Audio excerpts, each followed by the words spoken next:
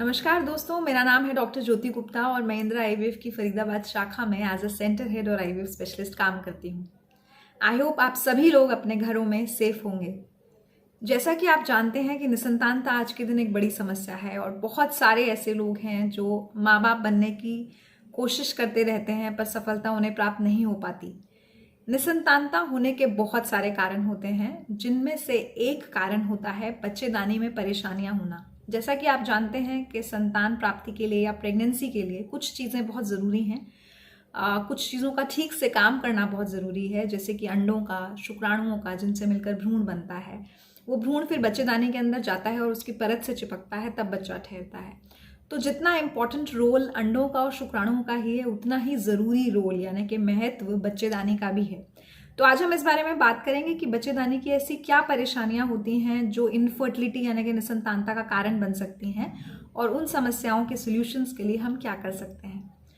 तो देखिए, बच्चेदानी जो होती है वो भ्रूण के लिए मिट्टी के समान होती है। मतलब वो बिस्तर होता है एक बच्चे के लिए जहाँ पर बच्चा ग्रो करता है, तो उसका सही होना बहुत ज़रूरी है। कुछ लोगों में बच्चेदानी के अंदर कुछ गांठें होती हैं, जैसे कुछ गांठें होती हैं जिनको हम आम भाषा में कहते हैं रसौली, जिन्हें हम अगर मेडिकल टर्म्स में बात करें तो कहते हैं फाइब्रॉइड्स यानी कि मायोमास।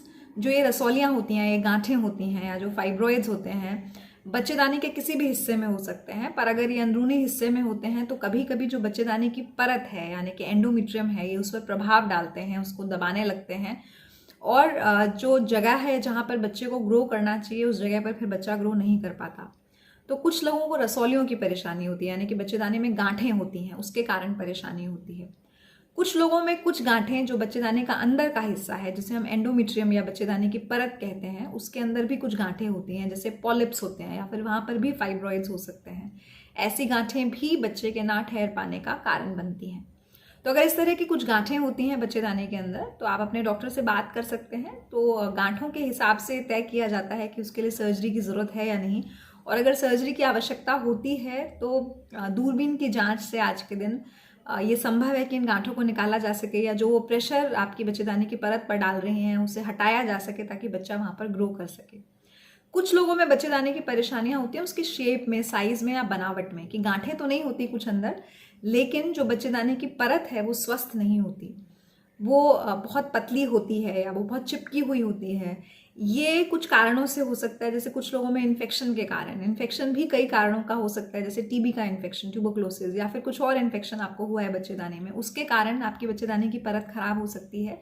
या कुछ लोगों में ये किसी सर्जरी के बाद हो सकता है, जैसे कुछ लोगों में ऐसा होता है कि प्रेगनेंसी नहीं हो रही होती है तो आप डीएनसी कराते हैं, बच्चेदानी की सफाई कराते हैं, ये सोचकर कि उससे बच्चा ठहर जाएगा। कई बार उस सफाई के दौरान आपकी बच्चेदानी को आघात यानी कि चोट पहुंच सकती है और उसका पनपना बंद हो सकता है। यही चीज़ तब हो सकती है जब अगर आपको एक बार प्रेगनेंसी ठहरी है पर मिसकैरेज हो गया, बच्चा खराब हो गया है, तो भी कभी कभी आपको डीएनसी की सलाह दी जाती है कि उसकी सफाई करके उस बच्चे को निकालना पड़ेगा। उस दौरान भी अगर साफ सफाई का ध्यान नहीं रखा जा रहा है, अच्छे औजार इस्तेमाल नहीं किए जा रहे हैं, या इन्फेक्शन हो गया है उस दौरान, तो भी बच्चेदानी को नुकसान पहुंचता है और कई बार उसकी परत बननी बंद हो जाती है, या फिर जो परत होती है उसके अंदर चिपकाहट आ जाती है, स्कारिंग हो जाती है, एडिशंस बन जाते हैं। तो उस समय भी बच्चा, क्योंकि वहाँ पर खून का बहाव बहुत कम हो जाता है उस स्कार टिश्यू की वजह से, तो बच्चा वहाँ ग्रो नहीं कर पाता, वो जो मिट्टी है वो कमज़ोर हो जाती है बच्चे के डालने के लिए। ऐसे में भी ऐसी बहुत सारी तकनीकें हैं जो सहायता दे सकती हैं, जैसे दूरबीन की जांच मैंने आपको बताया, हिस्ट्रोस्कोपी करके कई बार उस परत को सुधारा जा सकता है। इन सब समस्याओं में एक बहुत कारगर रास्ता जो होता है वो होता है आईवीएफ, इन विट्रो फर्टिलाइजेशन, जिसे आम भाषा में टेस्ट ट्यूब बेबी भी कहते हैं।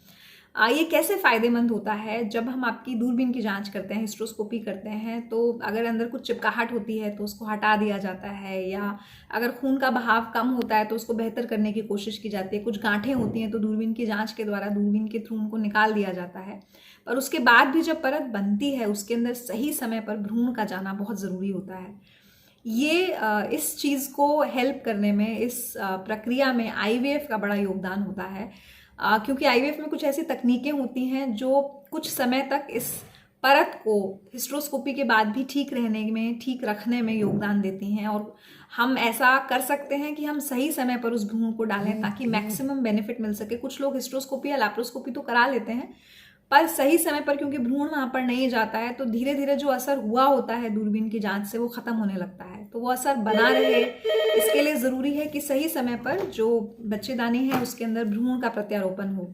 तो ऐसी स्थिति में एक और एडवांस टेक्निक है जिसे हम बोलते हैं पीआरपी के थ्रू जो प्लेटलेट रिच प्लाज्मा होता है, मतलब जो आपका ब्लड होता है उसमें से हम कुछ सेल्स निकालते हैं जिनको बोलते हैं प्लेटलेट्स, जिनके अंदर काफ़ी ऐसे तत्व होते हैं जो बच्चेदानी की ग्रोथ में, जो उसकी परत को इम्प्रूव करने में हेल्प करते हैं।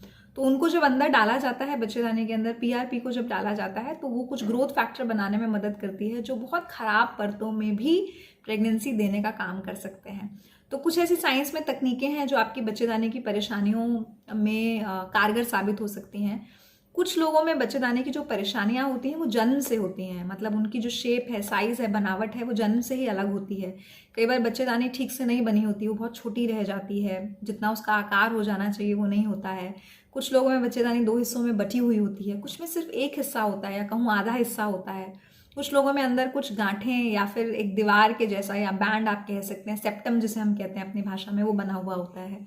तो अगर बच्चेदानी की इस तरह की परेशानियां हैं, चाहे जन्म से हों चाहे समय के बाद वो हुई हों, उनमें भी आईवीएफ और दूरबीन की जांच प्लस कुछ एडेड टेक्नोलॉजीज जैसे मैंने आपको बताया पीआरपी हमारी मदद कर सकते हैं कि हम अच्छी और स्वस्थ बच्चेदानी बना सकें और प्रेगनेंसी में सहयोग दे सकें। और कुछ लोग ऐसे होते हैं जिनके अंदर बच्चेदानी होती ही नहीं है, या तो जन्म से ही नहीं है या फिर किसी सर्जरी के द्वारा उसको निकाल दिया गया है। कुछ ऐसी परेशानी थी कि ऑपरेशन करके बच्चेदानी निकालने के अलावा कोई ऑप्शन नहीं बचा। ऐसे केसेस में भी आईवीएफ हमारी मदद करता है सरोगेसी के द्वारा, जिसमें हम बाहर से जो यूट्रस है उसको लेकर उसके अंदर आपके गर्भ को या आपके भ्रूण को प्रत्यारोपित कर सकते हैं। तो बहुत सारी अलग अलग समस्याएं होती हैं बच्चेदानी की। कुछ लोगों में गांठें होती हैं, कुछ लोगों में खून का बहाव कम होता है, कुछ लोगों में परत बहुत पतली बन रही होती है या बहुत मोटी बन रही होती है, कुछ लोगों में अंदर चिपकाहट होती है, कुछ लोगों में शेप साइज में, बनावट में परेशानियां होती हैं। तो इन सब तरह की परेशानियों में अलग अलग साइंटिफिक टेक्निक्स आपकी हेल्प कर सकती हैं। बट जैसे मैंने बताया आईवीएफ एक बहुत कारगर तकनीक होती है जो कुछ और एडेड टेक्नोलॉजीज के साथ आपको बहुत मदद कर सकती है। तो आई होप आपको कुछ बातें समझ में आई होंगी। फिर आगे बात करेंगे, कुछ और सवाल उठाएंगे इनफर्टिलिटी को लेकर और उनके सवालों के जवाब समझने की कोशिश करेंगे। तब तक आपसे अलविदा कहना चाहूँगी। खुश रहिए, स्वस्थ रहिए, सेफ रहिए। Thank you for watching.